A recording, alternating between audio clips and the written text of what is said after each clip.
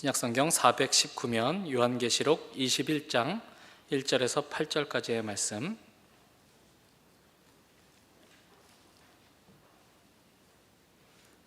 봉독하겠습니다. 또 내가 새 하늘과 새 땅을 보니 처음 하늘과 처음 땅이 없어졌고 바다도 다시 있지 않더라. 또 내가 보매 거룩한 성 새 예루살렘이 하나님께로부터 하늘에서 내려오니 그 준비한 것이 신부가 남편을 위하여 단장한 것 같더라. 내가 들으니 보좌에서 큰 음성이 나서 이르되 보라, 하나님의 장막이 사람들과 함께 있음에 하나님이 그들과 함께 계시리니 그들은 하나님의 백성이 되고 하나님은 친히 그들과 함께 계셔서 모든 눈물을 그 눈에서 닦아주시니 다시는 사망이 없고 애통하는 것이나 곡하는 것이나 아픈 것이 다시 있지 아니하리니 처음 것들이 다 지나갔음이로라. 보좌에 앉으신 이가 이르시되 보라, 내가 만물을 새롭게 하노라 하시고 또 이르시되 이 말은 신실하고 참되니 기록하라 하시고 또 내게 말씀하시되 이루었도다. 나는 알파와 오메가요 처음과 마지막이라. 내가 생명수 샘물을 목마른 자에게 값없이 주리니 이기는 자는 이것들을 상속으로 받으리라. 나는 그의 하나님이 되고 그는 내 아들이 되리라. 그러나 두려워하는 자들과 믿지 아니하는 자들과 흉악한 자들과 살인자들과 음행하는 자들과 점술가들과 우상숭배자들과 거짓말하는 모든 자들은 불과 유황으로 타는 못에 던져지리니 이것이 둘째 사망이라. 드디어 우리는 요한계시록의 결론부에 도달했습니다. 그리고 성경 66권 전체의 결론부이기도 합니다. 이 요한계시록에 나오는 그 수많은 심판의 어떤 이미지들, 그리고 설명하고 있는 어떤 심판의 내용들, 이런 것들이 무엇을 위해서 사용되었는가? 주님께서 새 하늘과 새 땅, 그리고 새 예루살렘을 예비하셨기 때문에 그것들을 자신의 백성들에게 주시기 위해서 옛 하늘과 옛 땅, 그리고 옛성 바벨론을 철저하게 응징하시는 이런 내용들이 이 앞부분에 계속해서 이어지고 있는 것이죠. 새로운 세계가 열릴 것이다. 주님이 가지고 오시는 새로운 세계가 너희 앞에 펼쳐질 것이다. 이 세계가 창조되기 전에 아무것도 없던 데에서 주님의 말씀으로 빛이 있게 되었고, 이 우주가 만들어지고, 이 세계가 만들어지고, 인간이 만들어지고, 그 안에서 역사가 펼쳐지고, 그 안에서 온갖 그 풍요로운 어떤 시절들이 펼쳐진 것 같이, 그 이전, 세계가 창조되기 이전에는 감히 상상할 수 없었던 내용들이 펼쳐짐과 같이 이제 내가 너희 앞에 새로운 창조, 그런데 이 창조는 옛 창조의 어떤 거부가 아니라 옛 창조의 완성이라고 할 수 있는 이 새로운 창조를 너희 앞에 둘 것이다. 그래서 나는 너희의 시작이고 너희의 끝이다. 나는 알파와 오메가다 라고 하는 이 말씀, 요한계시록 1장에서도 예수 그리스도를 통해서 들려주셨던 나는 처음과 나중이다, 알파요 오메가다 라고 하셨던 그 하나님 아버지의 그 음성이 다시 한번 반복되어지고 있습니다. 특별히 1절에 또 내가 새 하늘과 새 땅을 보니 처음 하늘과 처음 땅이 없어졌고 바다도 다시 있지 않더라 라고 하는 구절이 있는데요, 여기서 바다라고 하는 것은 실질적으로 우리 눈에 보이는 물이 가득한 그 바다, 그 안에 이렇게 수초들도 있고 조개도 있고 이렇게 각종 횟감들이 넘쳐나는 도미도 있고 민어도 있고 우럭도 있고 광어도 있고 이런 세계가 다 사라지면 저는 거기가 천국일까 약간 이런 생각을 할 것 같은데요. 그 바다를 의미하는 것이 아니라 우리가 요한계시록 12장과 13장에서 나타났던 것처럼 짐승이 어디에서 올라오죠? 바다에서 올라오죠. 그러니까 하나님을 거부하는 어떤 악의 세력의 어떤 심연, 그 상징으로서 이제 바다를 의미하는 것입니다. 자, 그리고 이제 이전에 나오는 이 새 예루살렘은 아까 말씀드린 것 같이 옛성, 그 바벨론에 대한 철저하게 그 반대되는 개념이죠. 인간이 만든 성이 아닌, 인간이 자기 스스로 그 하나님께 독립하여 하나님으로부터 독립하여 자신의 근거와 자신의 안전을 스스로 이렇게 보장받으려고 했던 그 도시가 아니라 하나님이 너희의 보장이 되어 주신다, 하나님이 너희의 근거가 되어 주신다 라고 이야기하는 그 새 성 예루살렘이 너희 가운데 내려올 텐데, 이 모습이 어떤 모습이냐? 신부가 남편을 위하여 단장한 것 같은 모습으로 3절에 보니까 그리고 보좌에서 이 큰 음성이 나서 이르죠. 이렇게 이야기하죠. 하나님의 장막이 사람들과 함께 있음에 하나님이 그들과 함께 계시리니 그들은 하나님의 백성이 되고 하나님은 친히 그들과 함께 계셔서. 이것이 바로 성경에서 담고 싶은, 성경에서 이야기하고 싶은, 주님께서 우리의 인생에 담아내고 싶으신 본문입니다. 나는 너희의 하나님이 될 것이다. 예레미야서 같은 데도 나오죠. 신명기라든지 출애굽기서에 계속 강조되죠. 나는 너희의 하나님이다. 너희는 내 백성이다. 너희는 내 앞에 서 있다. 나는 너희 앞에 서 있다. 그리고 이러한 하나님과 그의 언약 백성과의 어떤 그런 깊은 관계를 마음껏 누릴 수 있는 공간으로서의 이 새 예루살렘이 펼쳐질 것이다 라고 이야기하고 있는 것이죠. 그럼 나중에 집에 가셔서 출애굽기 26장부터 한번 쭉 보세요. 이렇게 보시면 그 성경 통독하다가 제일 이제 걸리는 부분이에요. 이렇게 출애굽기 26장 이후부터 이제 레위기 이렇게 넘어가면 무슨 성막을 어떻게 만들어라, 어떻게 꾸며라, 뭐 이런 얘기인데, 사실은 이제 출애굽기 같은 경우를 이렇게 보면 우리가 출애굽기 하면 떠올리는 열재앙 이야기라든지 무슨 홍해 사건 같은 것은 굉장히 출애굽기 전반에 정말 이렇게 약간 서론같이 이렇게 하고 넘어가는 이야기입니다. 그 15장 이후에 이제 펼쳐지는 내용들은 사실은 그 핵심이 뭐냐면 이스라엘 백성들이 시내 산에서 언약을 맺는 것이죠, 하나님과. 그리고 그렇게 언약받은 그 언약을 맺게 된 이스라엘 백성들이 하나님과 어떻게 살아가야 할 것인가, 그리고 그 언약의 상징물인 성막을 어떻게 꾸미고 그것을 어떻게 봉사하고, 그리고 너희가 언약 백성이라는 어떤 시간적인 어떤 상징인 어떤 절기와 제사 제도와 뭐 이런 것들을 너희가 어떻게 지켜야 되는가라고 하는 것에 대한 굉장히 상세한 묘사가 나옵니다. 그 성막을 그 당시에 있는 아마 최고의 기술로 이제 만들었겠죠. 왜 그렇게 만들었는가? 그 성막이란 뭐냐? 신혼집이라고 하는 거예요. 옛날 말로 신방이라 그러죠. 신랑과 신부가 이렇게 결혼해서 굉장히 우리 생각만 해도 좋죠. 우리 정열 형제님, 네, 우리 굉장히 결혼해서 처음 머무르게 되는 그 신혼생활을 하게 되는 그 방.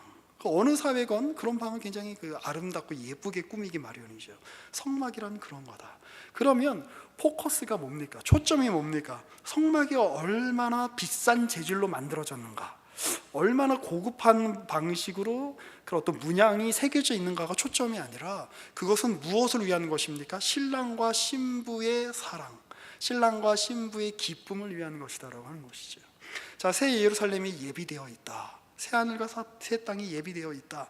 그런데 새하늘과 새 땅을 가지고 오시는 것 자체가 목적이 아니라, 새 예루살렘 자체가 목적이 아니라, 주님의 목적은 이 세계를 파멸시키시는 것 자체가 목적이 아니라, 그걸 통해서 무엇을 만들어내시는 게 목적입니까? 나는 너희 하나님이다. 너희는 내 백성이다. 내가 너희의 눈물을 닦아주겠다. 네가 눈물을 흘릴 수밖에 없었던 현실, 네가 가슴을 칠 수밖에 없었던 그런 인생의 나날들, 비극으로 점철되어 있고 실수로 가득한 그 인류의 역사라고 하는 그 처참한 현실을 이제 더 이상 네가 그 안에서 헤매지 않아도 된다. 그때도 나는 너희의 하나님이었는데 이제 나는 너희와 직접적으로 함께 교제하며 너와 함께하리라. 너에게는 이제 더 이상의 죽음은 존재하지 않는다. 나를 거부하고 나를 대적하여 서 있고 너희를 괴롭히고 너희로 하여금 좌절감을 느끼게 하고 눈물 흘리게 만들었던 모든 악을 그 근원부터 내가 제거할 것이다 라고 하는 것이 바로 이 요한계시록 이 뒷부분에서 주님께서 약속하고 계시는 그런 내용들이죠. 네, 눈물이 없을 거라고 그러는데 뒤에서 어떤 어린아이가 울고 있군요. 오늘 설교 주제를 아주 잘 드러내주는 배경이라고 할 수 있을 겁니다. 오늘 그 얘기를 하려고 하는 겁니다. 이제 하버드 대학에서 그 유학을 이제 오랫동안 가르쳤던 뚜웨이밍이라고 하는 그 이제 동양학자가 있죠. 그분이 이런 얘기를 했어요. 제가 이제 그 얘기가 되게 인상적이었는데, 그 아폴로 8호 덕분에 이제 달 착륙을 한 그 위대한 사상가가 아니어도 대부분의 사람들이 우리가 세계의 일부라는 사실을 알게 되었다라는 이야기를 이렇게 어떤 글에서 이렇게 합니다. 전에는 내가 살고 있고 내가 경험하는 세계가 전부라고 생각했어요.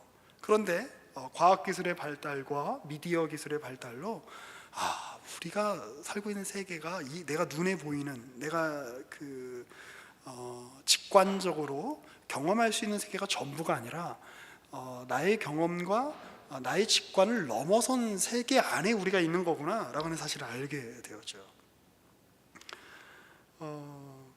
저는 세상에서 우리나라가 날씨가 제일 좋은 줄 알았어요. 그런데 뭐 외국을 가보면 우리나라보다 훨씬 날씨가 좋고 경치가 좋은 데가 있죠. 저는 세상에서 설악산이 제일 좋은 산인 줄 알았어요.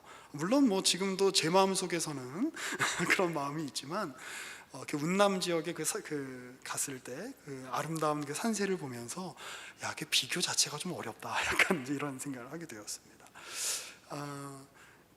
오늘날 이제 우리 시대의 사람들은 내가 눈으로 보고 내가 익숙하게 여기는 게 세상의 전부라고 이렇게 편협하게 생각하는 시대는 아닌 거죠.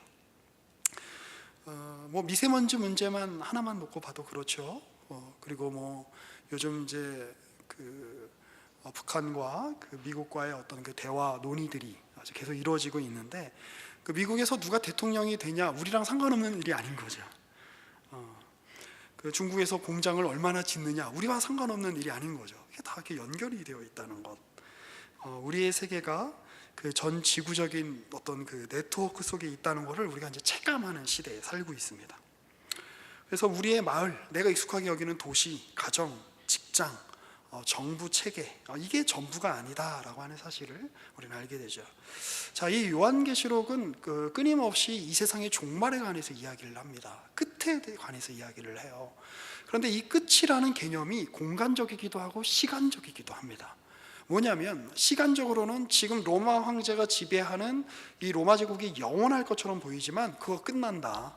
역사적인 선례도 많다. 다니엘서 봐라. 바벨론이 세계를 지배하는 것 같았다가 그 당시에 뭐 서아시아 지역을, 중동 지역을 지배하는 것 같았다가 뭐 금방 페르시아에 멸망하고, 페르시아는 그 알렉산더의 마케도니아 그리스 연합군에 의하여 멸망하고, 또 그 제국도 영원하지 않고 다시 로마가 일어나고, 그런 것 같이 이 제국은 시간적으로 영원하지 않다. 하나님이 이 제국의 이 세계의 끝을 가지고 오실 것이다. 바벨론은 언제나 그 안정된 공간 속에 있을 수 있는 게 아니다. 하나님의 때가 되시면 요한계시록 뭐 17장, 18장, 19장에 계속 나오듯이 바벨론을 철저하게 그 도시, 그 견고한 성읍, 아무도 무너뜨릴 수 없을 것 같은 그 정치 체계, 아무도 뒤흔들 수 없을 것 같은 그 강력한 경제력, 아무도 어떻게 하지 못할 것 같은 그 과학 기술로 똘똘 뭉친 그 성벽, 하나님이 흔드시면 한 방에 날아간다 라고 이제 그렇게 지금 이제 이야기를 하고 있는 것이죠. 그래서 이 이야기가 주는, 이 요한계시록을 읽었던 그 당시 1세기에 그리고 2세기의 초대교회의 교인들이 가졌을 그런 마음이란 어떤 것이었을까요? 눈에 보이는 세계가 전부가 아니구나라고 하는 걸 알게 되는 겁니다. 마치 지구상에 있는 많은 사람들이 아폴로 8호가 그 지구를 떠나서 달에 가는 것을 TV 생중계를 보며 혹은 나중에 기록물로 보며 우리가 살고 있는 이 세계가 이렇게 전부가 아니라 지구도 거대한 우주의 일부에 불과하구나라고 하는 일종의 자기 객관화가 가능해진 것 같이, 이걸 좀 약간 좀 고급스럽게 고급지게 표현하면 외부로부터의 어떤 사유가 가능해진 것 같이, 초월은 하나님이 가지고 오시는 이 초월적인 현실은, 하나님이 예비해 놓으신 이 새 예루살렘과 새 하늘과 새 땅의 도래는 우리가 살고 있는 이 세계가 전부가 아니다. 이 세계는 전체의 일부에 불과하다라고 하며 객관적으로 외부에서 초월의 시선으로 이 세계를 바라보아 이 세계가 전부라고 생각하여 그 안에서 어쩔 수 없어 라고 허우적거리거나 허무주의로 가버리거나 이 세계의 끝은 없는 거야. 결국 이 세계 안에서 이렇게 아비규환 속에 살다가 그냥 사라지는 인생이야 라고 하며 그렇게 허무주의로 빠지거나, 아니면 이 세계가 전부이니 이 세계에서 통용되는 방식으로 악착같이 살아남겠어 라고 하는 어떤 그런 비인간적인 삶으로 우리를 이끌지 않고, 이 세계가 전부가 아니다, 이거는 일부에 불과하다, 나의 이야기가 전부가 아니다, 내가 익숙한 게 전부가 아니다 라고 하여 외부의 시선으로 나와 내가 익숙한 세계를 조명하여 이 세계를 진정으로 극복하고 이 세계 안에 살아가는 한 존재로서 참되게 이 세계를 살아갈 수 있는 비전, 안목을 얻게 하는 것, 그것이 바로 이 요한계시록의 종말에 대한 비전이 초대교회 때부터 오늘날까지 우리에게 주는 어떤 효과라고 할 수 있을 것입니다. 사실 이 당시에 로마 당국이 그 사도 요한을 반모섬에 가둔 것은 굉장히 현명한 처사였다고 생각이 됩니다. 뭐 베드로라든지 바울은 죽여본 거 아니에요. 그런데 이 죽이는 걸로 이게 잠잠해지지 않더라. 오히려 더 큰 반란을 혹은 더 큰 반항심을 불러일으킬 수 있으니 이 사람을 가두고 일종의 고사작전이 아니었을까 싶습니다. 말라 죽게 만드는. 자, 그런데 그러한 반모섬에 갇힌 존재로서 이 그 사도 요한이 자신의 어떤 그 교회들에게 편지를 쓰는 게 바로 이 요한계시록이죠. 그런데 사도 이 요한의 메시지는 무엇입니까? 이 세계가 영원하지 않다. 이 고난이, 이 환란이 길지 않다. 기껏해야 한때, 두때, 반때다. 영원한 고난이 아니다. 이 다니엘서의 어떤 그 예언의 어떤 그 이미지를 이렇게 차용해 와가지고 그렇게 표현을 하고 있는 것이죠. 그런데 이 내용을 편지로 써야 되니까 아마 그 당시에 그 검열하는 사람들이 있지 않았을까 싶습니다. 그래서 그것을 가급적이면 이제 상징적인 어떤 언어들로 이렇게 표현을 하는 것이죠. 그러니까 이 당시에 만약에 이제 뭐 역사적인 가정입니다만 이 사도 요한의 편지를 검열했던 누군가가 있었다면, 로마 제국의 당국자가 있었다면 이게 도대체 무슨 얘기인가 싶었을 거예요. 뭐 용이 나오고 이게 무슨 온갖 무슨 환상들이 이렇게 막 나오고. 그런데 이 편지를 받은 초대교회의 그리스도인들은 대번에 알아챘을 겁니다. 이 용이 여기서 누군가? 여기서 지금 이야기하고자 하는 바가 무엇인가? 이 세계가 전부가 아니다. 이 성경이 말하고 있는 이 세계가 얼마나 넓고 큰가라고 하는 내용들이 바로 이 안에 담겨 있는 것이죠. 역사는 계속 흘러간다. 로마 제국의 역사는 영원하지 않을 것이다. 언젠간 끝난다. 하나님의 거대한 역사의 흐름 중에 일부에 불과하다. 자기가 전부라고 생각하고 자기가 전체라고 생각하는 것은 신성모독적인 발언이다. 하나님이 그러한 우상들을 역사 속에서부터 하나씩 깨실 것이다. 그리고 역사의 완성에 이르게 되면 그 모든 것들을 하나님이 깨시고 하나님의 완성을 가지고 오실 것이다 라고 하는 그 얘기를 지금 하고 있는 겁니다. 그래서 이 성경을 우리가 읽을 때 여기서 구원받는 사람은 누구이고 여기서 심판받는 사람은 누구인가, 우리가 자의적으로 자꾸 구분하지 않도록 노력해야 되는 것이죠. 하나님이 이 성경을 우리에게 이 예언의 말씀을 주신 이유는 너는 더 큰 그림 속에 있다. 너는 나의 보호 속에 있다.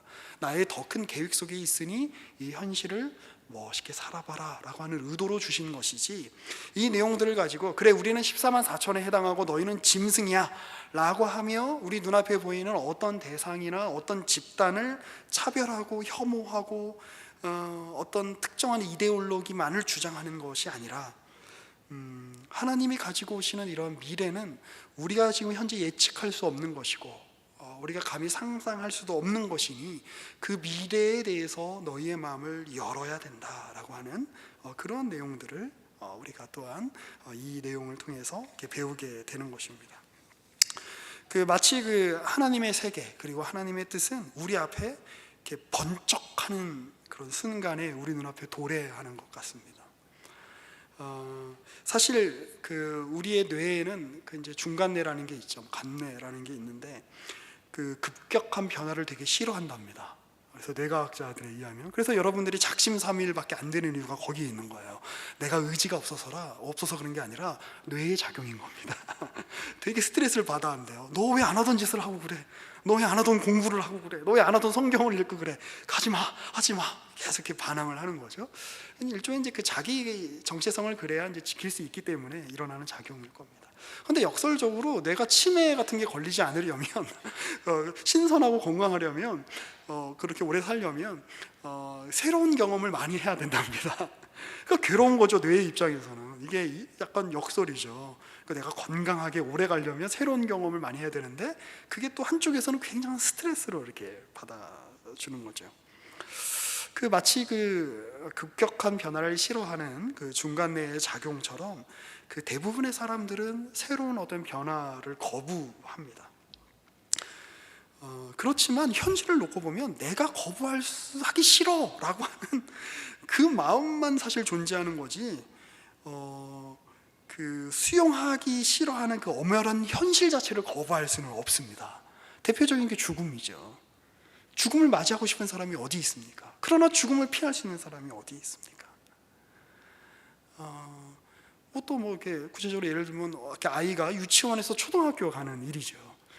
그 계속 평생 유치원 다니면 얼마나 좋아요. 계속 선생님이 다 챙겨주고 이렇게 수업도 많이 안 하고 주로 노는 걸로 이렇게 시간을 보내고. 근데 초등학교 들어가는 것 자체가 그 아이에게 얼마나 스트레스이겠습니까? 그런데 시간이 지나면 초등학교를 가야죠. 그래서 제가 이해합니다. 청년 일부를 떠나 그 청년 2부 그 교육관, 제2교육관에서 제3교육관의 사이는 30cm도 되지 않는데 이렇게 오는데 한 3년쯤 걸리는 것 같더라고요. 그 중간 지대 어디에서 마치 중세에 그 천국과 그 지옥 사이에 연옥이 있다고 이야기한 것 같이 그 사이에서 이렇게 방황하는 그 무리들, 청이가 이렇게 집회하고 있는 우리 제3교육관에서 선교관이 그렇게 먼 거리는 아닐 텐데 굉장히 멀게 느껴지나 봐요. 이렇게 배회하는 그 무리들을 제가 볼 때마다 뭐라고 말은 못 하겠고 그 마음을 이해합니다, 충분히. 자, 그런데 받아들일 수 없는 것은 내 마음만 그런 거예요. 그러니까 받아들일 수 없는 현실의 엄연히 이렇게 미래로부터 이렇게 오고 있는 겁니다. 저도 제 나이가 한 10년 전쯤에서 딱 머물렀으면 너무 좋겠어요. 그때만 해도 괜찮았습니다. 그런데 그 사람이 나이를 먹는 것, 나이를 되돌릴 수 없는 것, 엄연한 현실로 오는 거죠. 그래서 현실이 무섭죠. 그런데 우리가 받아들일 수 없는, 내가 받고 싶지 않은 이 현실이지만 우리가 현실성을 가진다는 게 뭘까요? 내가 원하지 않고 내가 받아들일 수 없는 현실이지만 그것을 받아들일 수 있는 것으로 내 마음에 이렇게 변용하여 그것을 받는 것, 그것이 중요하죠. 왜냐? 나는 하나님이 아니기 때문입니다. 나는 시간과 공간의 제약을 벗어난 존재가 아니기 때문입니다. 물론 그런 소원은 우리가 있죠. 영원히 젊음의 상태로 내 신체나 내 외모나 내 나이를 고정시키고 싶은 욕망이 있죠. 그러나 우리는 하나님이 아닙니다. 나이를 먹으면 늙고 병에 오면 병이 들고 아프고 이런 인간인 존재인 거죠.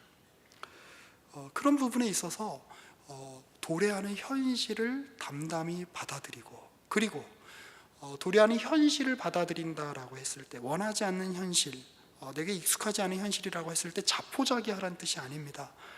그 안에서 현실성을 갖고 하나님이 우리에게 원하시는 그 내용을, 그 일을, 그 반응을 오늘 우리가 해낼 수 있어야죠. 그게 하나님이 오늘 우리에게 요구하시는 일 아니겠습니까?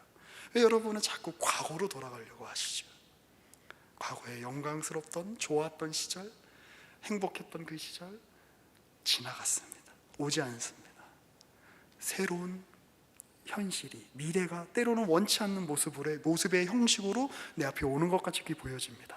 그런데 이 현실이 계속 뚫고 가다가 보면 뭐가 온다는 거예요? 새 하늘과 새 땅과 새 예루살렘과 주님이 우리에게 예비하신 궁극의 현실, 그것이 예비되어 있으니 걱정하지 말고 이 길 가라. 이게 성경의 이야기인 겁니다. 우리 그 길을 이렇게 가야 되는 사람들인 거죠. 제가 얼마 전에 이제 친구랑 그 어떤 이제 식당에서 이렇게 밥을 먹다가 굉장히 좀 마음이 불편했어요. 왜냐하면 이제 어떤 그 일군의 그 아저씨들이 이제 그 식당에 들어오셨는데 입이 너무 거친 거예요. 근데 이렇게 밖에 제가 이렇게 보니까 다 차는 좋은 차들 끌고 오셨어요. 외제차도 다 끌고 와고 되게 허름한 식당인데 끌고 오셔가지고는 막 일단 뭐 나이가 이제 50대 중반에서 60대쯤 돼 보이는 분들이었는데 이제 뭐 이렇게 말씀하실 때마다 그 앞에다가 그 숫자 그 있잖아요. 어떤 뭐 이렇게 10으로 시작하는 막 그거를 이렇게 전미사처럼 계속 붙이면서 막 이야기하시고 그리고 정말 이렇게 듣기 되게 힘든 어떤 그런 어떤 그 성적인 그런 어떤 막 발언들 막 그거 너무 막 불편하더라고요. 그리고 이제 막 밖에 나가서 담배 피면서 이렇게 침 뱉고 그래서 저도 모르게 하도 짜증 나갖고 저거 다 못 배워서 저런 거야 말이면서 들리라고 막 이렇게 이야기를 했는데 성화가 덜 돼서 그런 거죠, 목사지만. 근데 그걸 보면서 이렇게 좀 생각을 많이 하게 됐어요. 그러니까 이제 그 나이를 먹는다고 사람이 그 자체로 성숙해지는 것이 아니죠. 그 나이에 걸맞은 모습을 가지려고 애를 써야 됩니다. 어른이 되어가야 됩니다.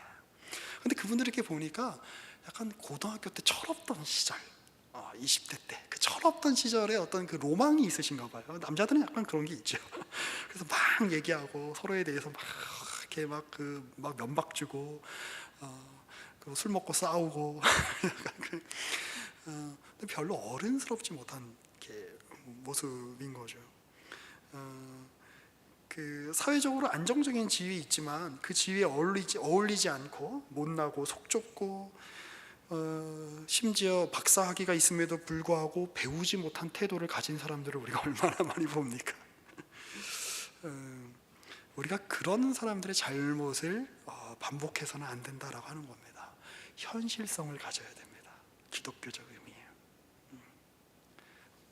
미래는 내가 기대하지 않은 방식으로 올 수 있어. 언제 올지 몰라. 번쩍하고 올 수 있어. 근데 거기에 마음을 열 수 있어야 되는 것이죠.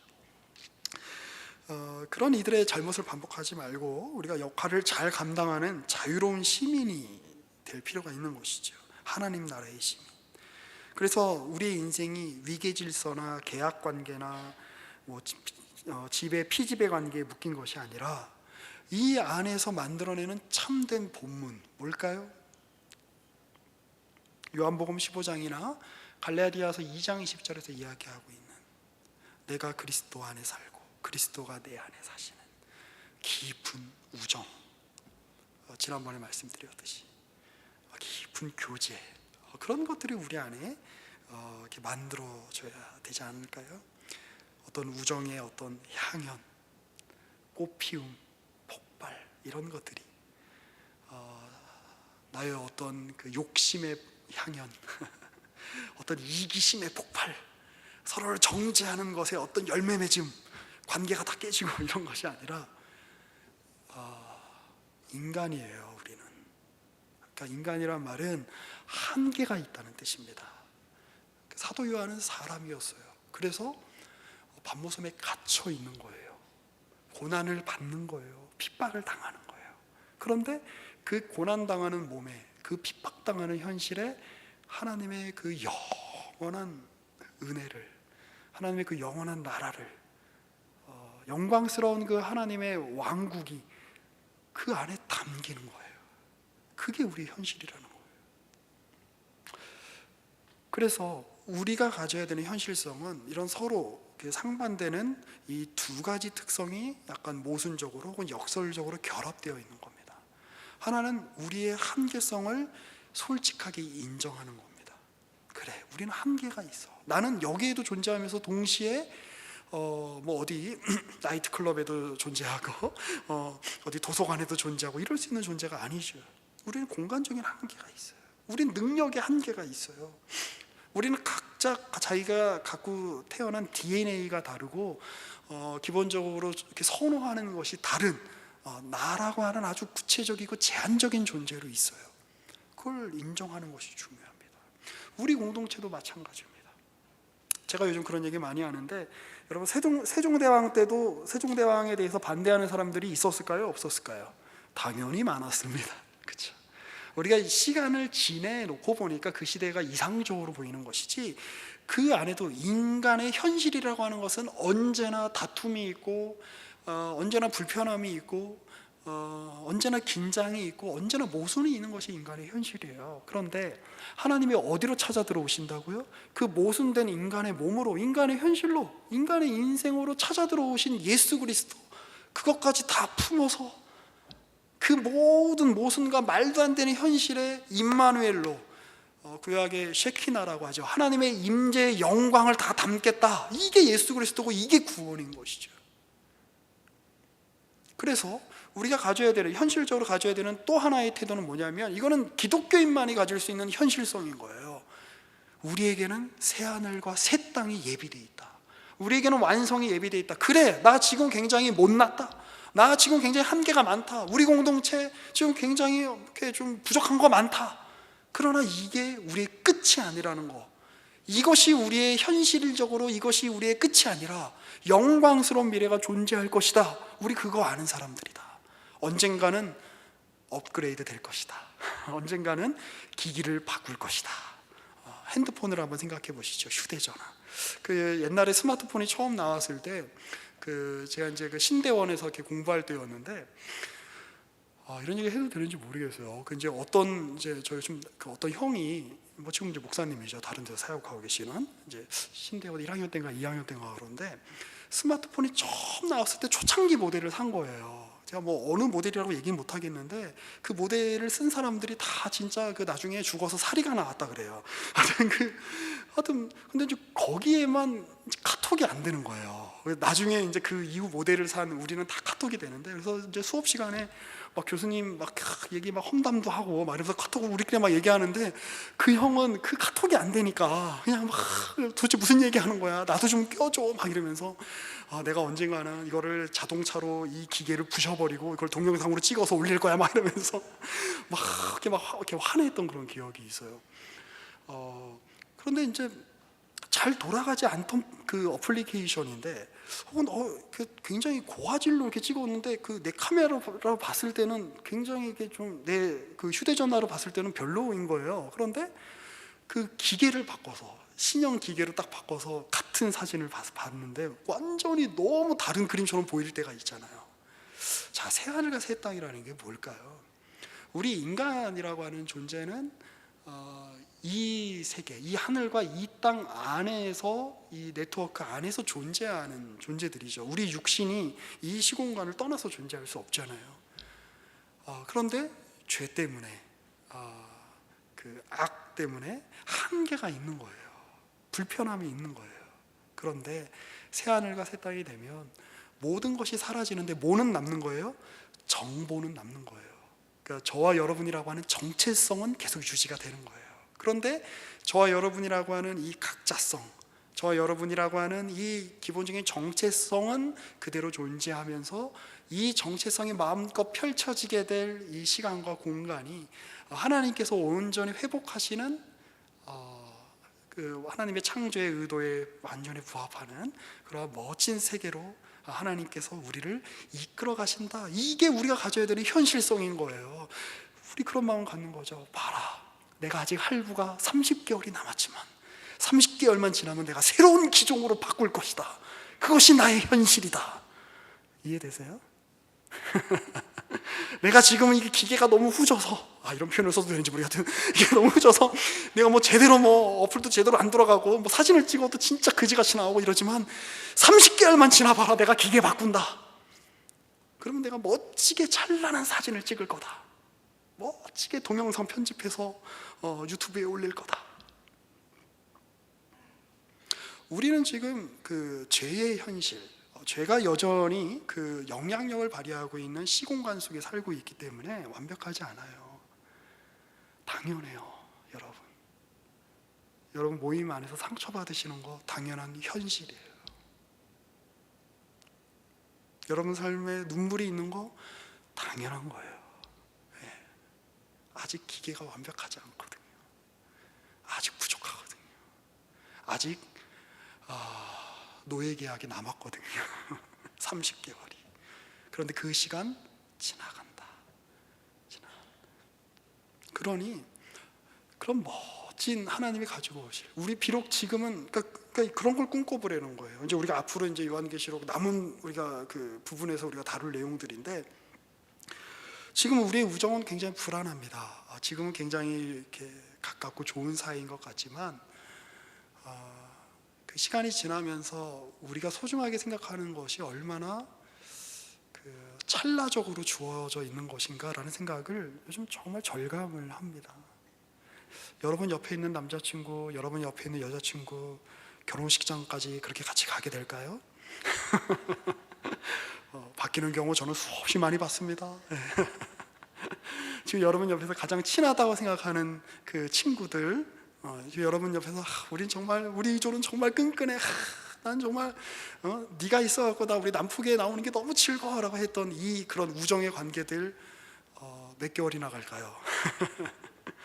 불완전한 현실, 그게 우리의 현실인 거죠. 그런데 우리가 꿈꾸는 완벽한 현실은 뭡니까? 그래, 우리가 지금 여기에서 우리는 완벽한 우정을 만들어낼 수 없어, 우리는 완벽한 작품을 만들어낼 수 없어. 그런데 그때가 오면 완벽한 기계 속에, 완벽한 조직 속에서, 완벽한 환경 속에서 아주 최고의 프로그램을 구동할 수 있는 것 같이, 그 게임이 너무 하고 싶은데 지금 내 핸드폰에서는 이게 안 돌아가는 거예요. 그런데 이게 새로 이렇게 기계를 딱 샀더니 그 게임이 너무너무 잘 돌아가는 거죠. 완벽하게 하는 그러한 완성이 우리의 삶에 주어질 것이다 라고 성경이 이야기하고 있는 겁니다. 일단 우리 그 소망으로 살아내는 존재들이어야 된다라고 하는 거죠. 자, 그리고 기계가 바뀔 때까지 그러면 여러분들 휴대전화로 친구랑 연락 안 하실 거예요? 사진 안 찍으실 거예요? 기계가 바뀔 때까지 하던 거는 계속 해라. 아니, 더 열심히 해라. 그러면 기계가 바뀌고 났을 때 그것이 훨씬 더 영광스럽게 멋지게 구현될 수 있는 것처럼, 지금이 완벽하지 않으니까 나 안 할래 라가 아니라, 완벽하게 완성이 우리의 삶에 예비되어 있다는 것을 아는 사람답게 오늘 그 완벽함을 깨고, 그 완벽함이 상상을 할 수도 없을 만큼 내 삶이 처참하고 비참함 가운데 놓여져 있다라고 할지라도 그 완벽함의, 그 완성에 대한 그림으로 오늘의 현실의 부조리함을 견디고 넘어갈 수 있어야 되는 것이죠.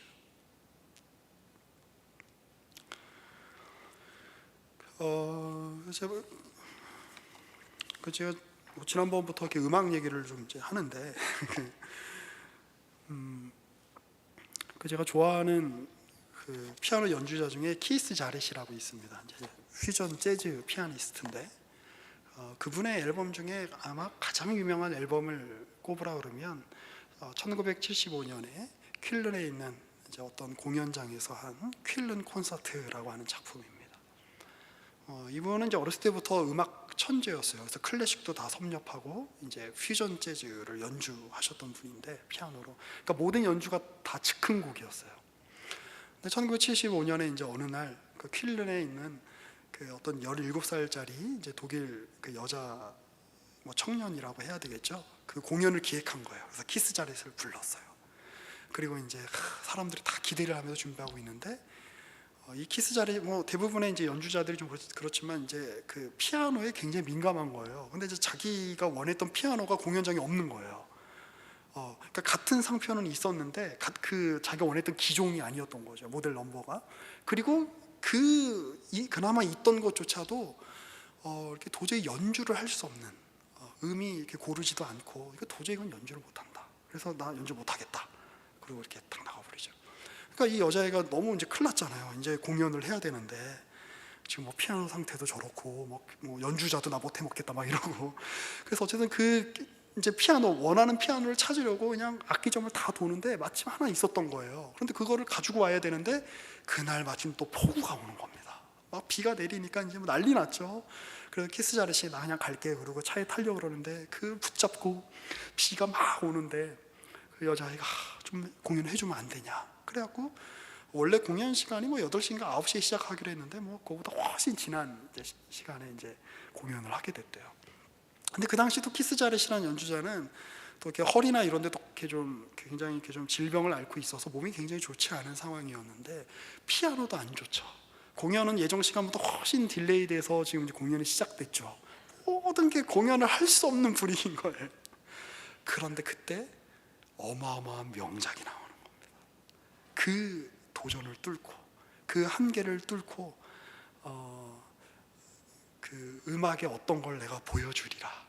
그래서 지금도 키스 자렛 하면 그 더 퀼런 콘서트 아주 그 굉장한 명반으로 그 꼽히는 그 음악이 이제 거기서 이렇게 나오게 되는 것이죠. 모든 조건이 완벽하여 아름다운 연주를 하게 된다. 이것은 이상적인 내용에 불과합니다. 현실은 피아노의 음이 맞지 않고 페달이 잘 안 들어가고 공연장의 상태는 좋지 않고 날씨도 그지 같고 마치 머피의 법칙처럼 뭐 하나 되는 게 하나도 없는 것 같은 그 현실. 그러나 이상, 그 음악적 이상, 음악이란 이런 거야 라고 하는 것이 그것을 가장 방해할 만한 현실을 만났을 때 때로는 그 현실의 이상이 잠식되기도 하지만 그 현실을 뚫고 비교할 수 없을 만큼 멋진 예술, 예술은 그럴 때 나오는 겁니다. 우리 신자의 삶은 언제 예술이 될까요? 멋진 완성이 있을 거다라고 하는 미래를 우리는 오래전부터 약속받았습니다. 뭐 식상한 표현을 쓰면 오래된 미래라고 할 수 있겠죠. 그런데 그 미래에 대한 그림을 깰 만한 수없이 많은 이유들이 우리 눈앞에서 펼쳐질 때, 도전들이 있을 때, 그 도전을 뚫고 우리의 삶을 그 미래에 완성될 그 그림에 맞춰 연주해낼 때 우리의 삶은 하나의 아름다운 예술 작품같이 번쩍하고 꽃피게 되는 것 아닐까요?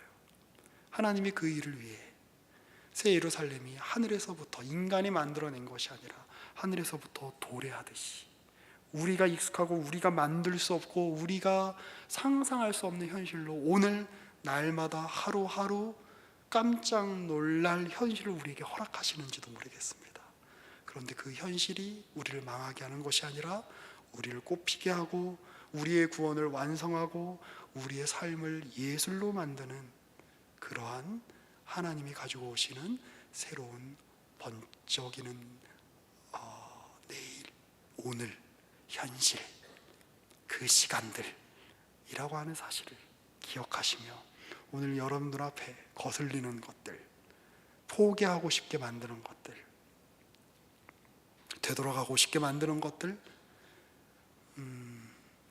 아무것도 아니야 라고 하며 포기하고 싶게 만드는 것들, 그 도전들을 뚫고 여러분의 연주를 하십시오. 여러분의 삶의 연주를 하십시오. 모든 냉소주의와 모든 허무주의와 모든 쾌락주의는 그 앞에서 설 자리를 잃을 것입니다. 기도하겠습니다.